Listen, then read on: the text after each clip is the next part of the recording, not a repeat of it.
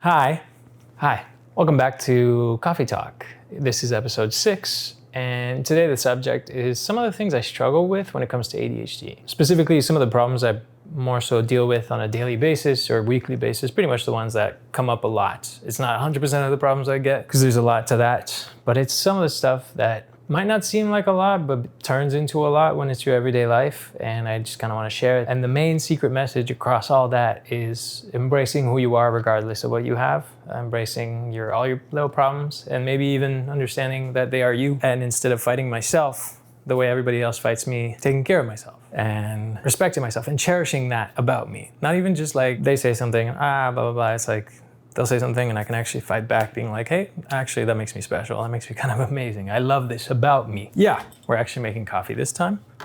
I didn't set up at all because, well, one of the things I'm dealing with is right now I'm having to time my filming of this while my partner is walking the dog. She's doing them one at a time to get me some time, but my process was rushed. And so I didn't get to do all that because she was like, hey, I'm going right now. Film your shit right now. So first thing is planning, scheduling, actually getting stuff done on the executive functioning side of things. I end up a lot with ADHD paralysis. I've even made a video about this before, but like, this is one of my biggest things that I deal with when it comes to my ADHD is the ADHD paralysis, the sitting down, unable to start. And it's like, as long as I don't have it, like almost like a vision of starting, I just can't, like no matter what. And even when I have a vision, the problem is I can absolutely know everything I want to do, how I want to do it, and I'll be stuck sitting down. Like right now, before this, I knew I had to do a little bit of gaming. This is one of my ways to deal with my executive functioning. Gaming is a dopamine boost enough that if I do it, I kind of build up almost a little bit of function that I'll be able to use, a little bit of executive functioning. I'm all over the place. I've already had one coffee, but like I said, my process was rushed. So this, which also is part of the subject. My being all over the place. My type of ADHD, I have them all. Like I'm severe ADHD. If you're new here, I was diagnosed when I was 27, 29 now, about to be 30. And I scored severe on everything, which is something that is crazy because my whole life I was like, no, I don't. And then when I did get the test, it was like, not only do you have it at the fucking highest level of it. But inattentive is one of mine. Being all over the place, I'm not so much like jumpy and can't sit still. I love sitting still. I'll do nothing for fucking long if I can, you know? But more so, mine is the inattention. My brain is all over the place pretty much all the time. I'm medicated, and thank God, because I would be way worse without that. But yeah, it's hard because it's almost like everything has to be set, everything has to be ready. And one of the ways that my being all over the place shows is very much in my videos. And this was a bad comment that I had on the last one, which is totally fine. I deleted it and it's all gone. I didn't have to deal with it. But it was, hey, this was all over the place. That you clearly missed the point. You didn't make your point. When in reality, first of all, it's my video. I made the point I fucking wanted. I edited that video. So yes, the point that came across is everything I wanted. But I get it. This person was absolutely right. It was all over the place. And normally what I could do in trying to be as neurotypical as everyone and trying to make as much sense of everyone and follow the formulas like everybody else does, I could beat myself up about it. But instead it's understanding that no, I am all over the place. That is me. I wanted to make a point. Did that point come across? Yes. Did many other points show up during? Yes. And I'm okay with that because they're like surprise knowledge bombs, if you will.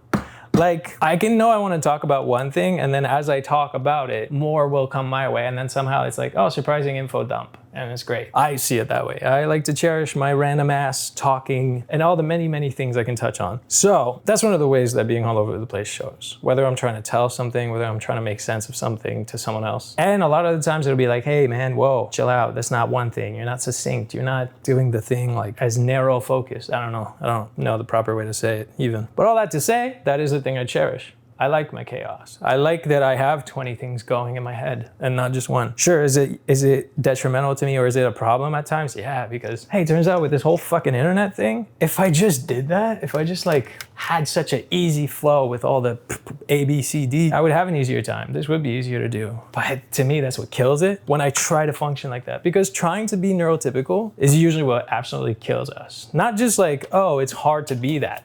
It's literally doing that makes me lose my makes me lose my magic, everything I am. Come on, the scale's not zeroing. Come on, man, what the fuck? Okay, that took a bit. So far, it's the executive dysfunction, the lack of being able to get up and do things I deal with on a daily basis. And I was about to do that with that. Like the whole thing is usually I would be alone at home, and that's why I can build myself up to make a video. But on a day where it just so happens my partner's off, then suddenly I'm like, I can't build up to it because I don't have all that time to build up the process.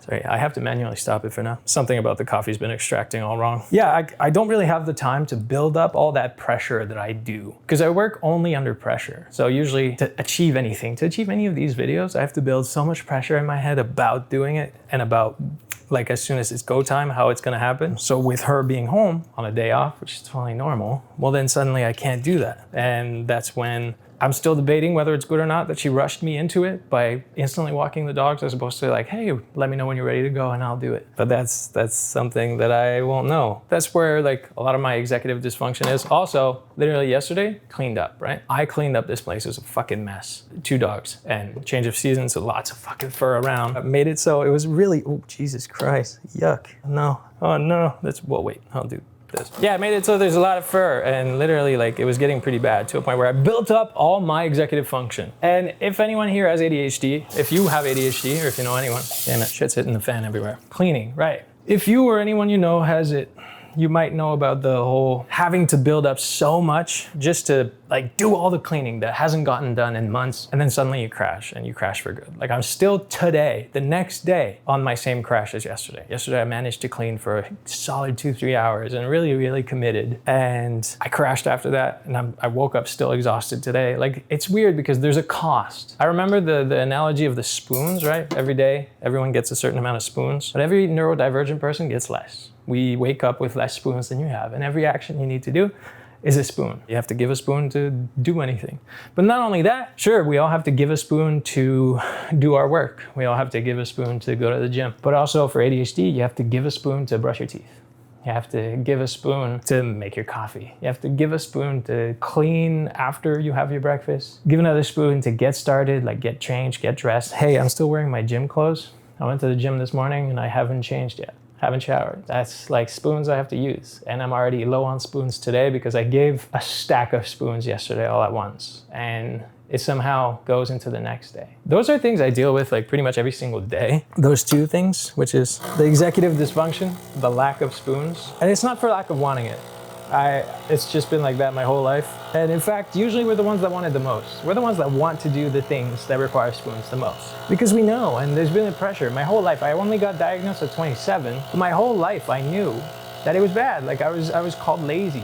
My family, my stepdad, you name it, they were just like, you're lazy, you won't get up, you're just sitting on your ass, you're not doing anything. Meanwhile, I'm there paralyzed, wanting nothing but that. And I think there's this one quote that says, well, not a quote, but like, I remember someone mentioning at some point, if you were lazy, you'd actually enjoy doing nothing. Like if it was just lazy, you would actually enjoy all the time you're sitting there, not doing the task. When in reality for us, it's like, I'm stressed the whole time, I'm having a horrible time, but I am sitting still doing nothing, paralyzed. So executive dysfunction or lack thereof, or executive functioning and lack of spoons, I don't know. One of my biggest ones, and the other one is definitely being all over the place, inattentive. And like I said at the beginning of the video, the main thing here is not just to say, haha, here's shit I struggle with, but to say like, this is things that not only do I struggle with, but I start seeing as my good things. Like instead of constantly beating myself up that I am not neurotypical, that I need to build that much pressure on me just to even achieve something that they can just do like that. Instead, I like understanding my mechanism, how my brain and body works, and just going, hey, I have to build pressure to achieve this. That's my way. I gotta build the pressure. I gotta have a deadline somehow that I enforce,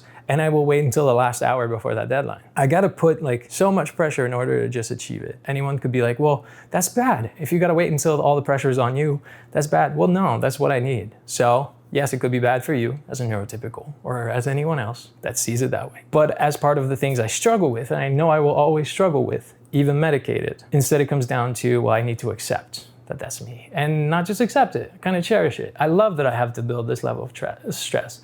I love that somehow when that level of stress is there, unlike others who would crash, that's when I thrive. That's when it kicks in. That's when flow can show up if it does. Same for the inattention and being confused or all over the place. Let's try this coffee. It's good. It's really good. With my new mug.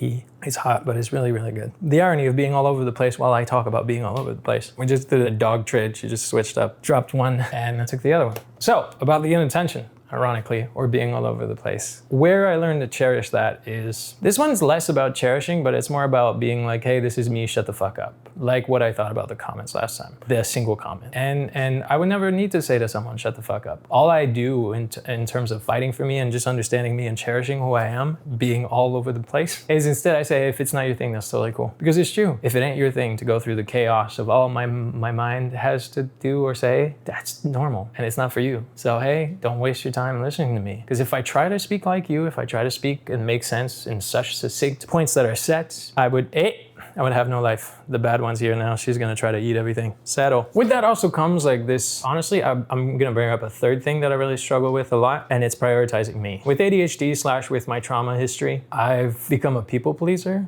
Like fawning was my trauma reaction, my trauma response. And so people pleasing everyone and making sure everyone's taken care of and putting myself last every single time. I guaranteed my survival growing up as best as it did. And where that shows up now is my inability to say no.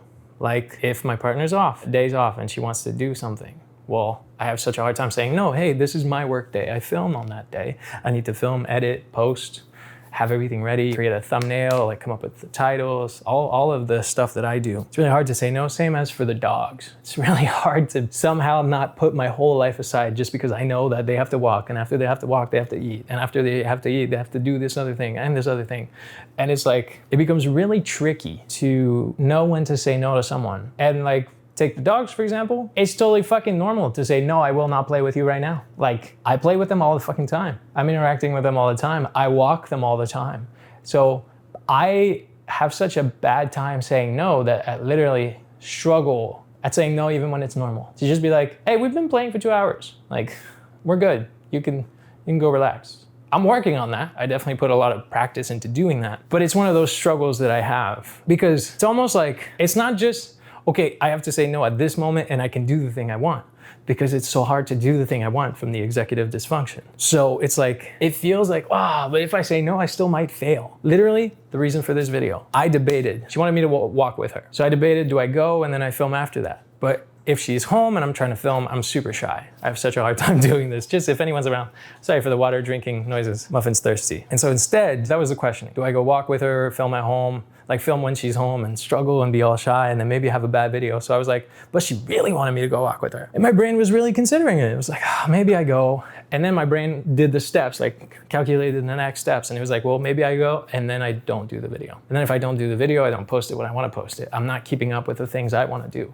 And I've built this routine. I've built this expectation of myself, not even like a high expectation, a base expectation of myself. Like I want to film on Monday, you know, that's what this is. And it's so hard to say no to someone just to stick to that. But I knew that I was going to give it up if I didn't. So instead I had to literally say no to her. I'm not going to go walk with you. And that didn't work out that well. That's why she rushed, right? There's so many little intricate steps there, but it's still one of the points where, once again, in terms of cherishing who I am, fighting for who I am, fighting for everything that is me, I had to be like, I'm sorry to disappoint, but that's going to be like that. It has to be like that. Otherwise I know me and I'm going to drop the ball on my other thing. Everything starts at one thing and snowballs into the next. That's kind of ADHD in a nutshell. We cannot be focused on one thing. So it can't ever be start this, finish this, unless we're hyperfixated. Usually everything snowballs into the next. Everything trickles down into the next. And